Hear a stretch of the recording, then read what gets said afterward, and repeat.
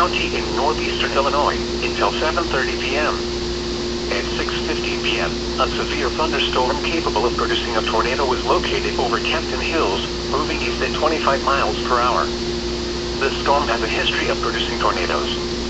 Hazard: tornado. Source: radar indicated rotation. Impact: flying debris will be dangerous to those caught without shelter. Mobile homes will be damaged or destroyed. Damage to roofs, windows, and vehicles will occur. Tree damage is likely.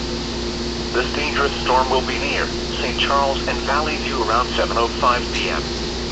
Bartlett, Geneva, South Elgin, and Wayne around 7:10 p.m. Other locations in the path of this tornadic thunderstorm include West Chicago and Batavia. This includes Kane County Cougars Ballpark. Take cover now. Move to a basement or an interior room on the lowest floor of a sturdy building. Avoid windows. If you are outdoors, in a mobile home, or in a vehicle, move to the closest substantial shelter and protect yourself from flying debris.